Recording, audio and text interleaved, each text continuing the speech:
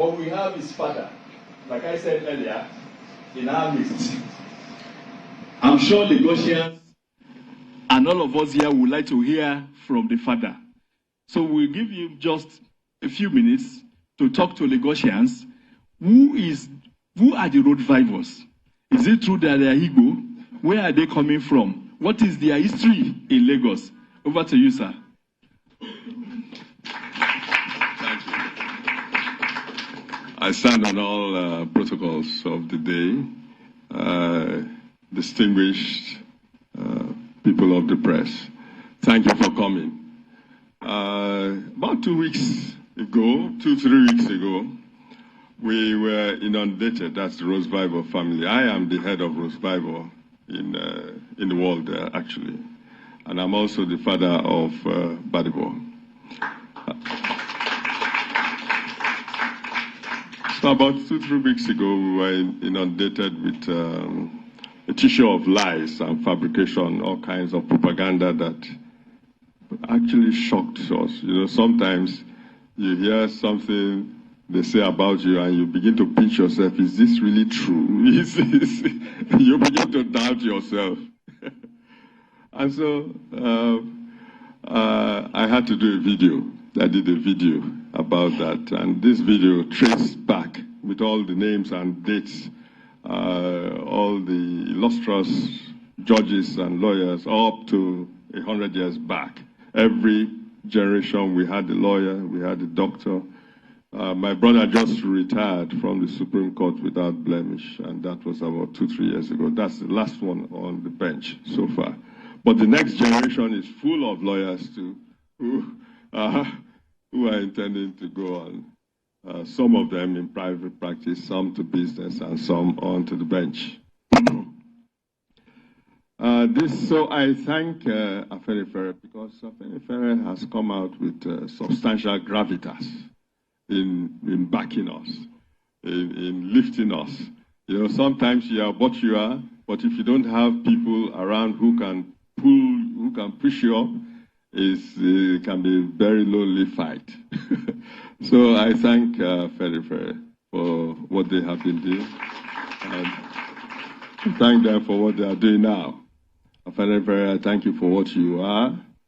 I thank you for what you have been to the Yoruba people, and what you are to the nation, Nigeria. Thank you.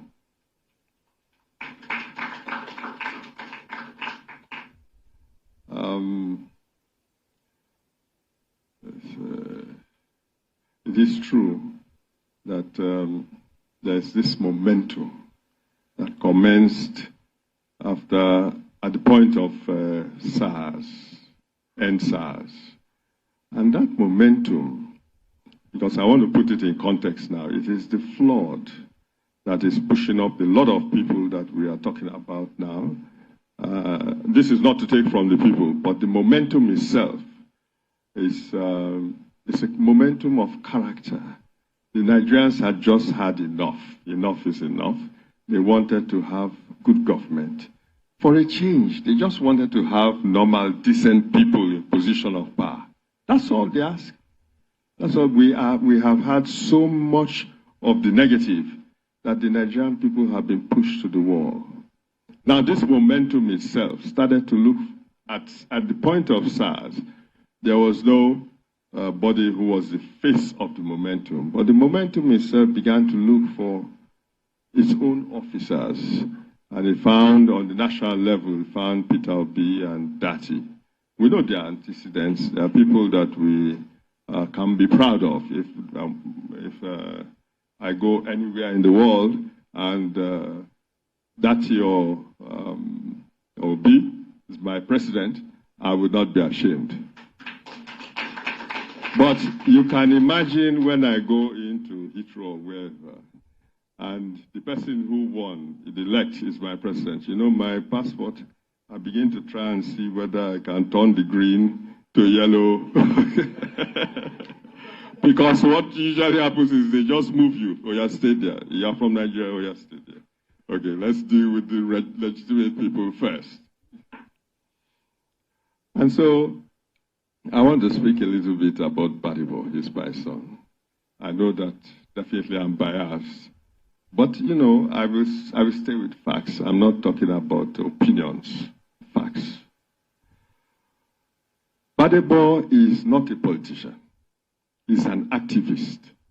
That is his core, that is the core character of Gbadebo. When he came out after school, he was leading marches to the legislature. He was debating with the Minister of Agriculture. And this was the GMO thing. You see, the thing with an activist is that the activist is revolted by injustice, by anything that's unfair. Immediately he reacts and he begins to lead processions and marches and goes on TV, and so that was Gbadebo for you. So Gbadebo at heart is somebody that is just good. It's as simple as that. He's just a good man because he will react to anything negative, and he reacts violently to anything negative. He goes on marches and he does all kinds of things within the law to ensure that he's able to change the status quo. During his activism, he recognized that it would be difficult to change things as an activist, and so he decided to go back to school, did the master's in political science, and then decided to go into politics. Now, prior to this, when Gbadebo started school here at Chrisland, and then went on to ISL, that's the University of Lagos Secondary School. He didn't finish there, but he finished at EAB in Paris. And then this is where I noticed myself as the father that this boy was different too. There was this graduation ceremony. I was there in Paris. And the valedictorian was making his speech. But before he made his speech, he said that there is somebody here in this class. And you know, that's a white class, so the French boys. He is black. There's somebody here in this hall who is responsible for what I am today. That's the valedictorian. That's the man who led the class. And he began to tell us about Gbadebo, that he didn't know this valedictorian was into up on chemistry and physics, but that Gbadebo spent time, including going out in inclement weather where it was in winter and all that, to go and lecture him and teach him. And then now he is what he is. You can imagine how I felt. I was sitting there, and you know, he is not the valedictorian, but the valedictorian himself is admitting that this is the person who made him what he is. So you find that Gbadebo has this spirit of love. He has the spirit of, he can easily go into your situation and understand your situation and sit down with you and find a solution to it. This is what he brings to government. The second anecdote that I recall was one day at MIT. I called him and we were talking. He says he's spending 3 days, the third day in the studio. I said, what are you doing for 3 days straight in the studio? How you don't sleep? He said, he has a project that he wants to finish, and he's not going to leave that studio until he finishes it. Now, this is his character, and we are talking about character. But Gbadebo will not say that he wants to do certain things and do it halfway. He will finish it. He is rugged enough to finish it. That is Gbadebo for you. Finally, I want us to recognize the role of God in everything that we are doing.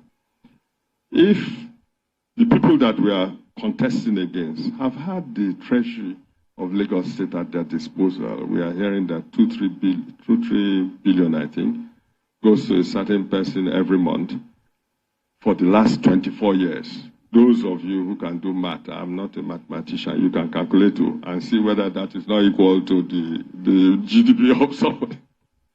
But this is what we are fighting against, and we have prevailed. And who are we? We are just normal people. From Isaleko that we came and stayed. All of us went to school, were lawyers, were judges and all. But we were not politicians. We didn't go into government that we say we are massed wealth somewhere. We are not senators. We are not anybody. We don't have the funds to fight this food. But we have prevailed. That can only be God.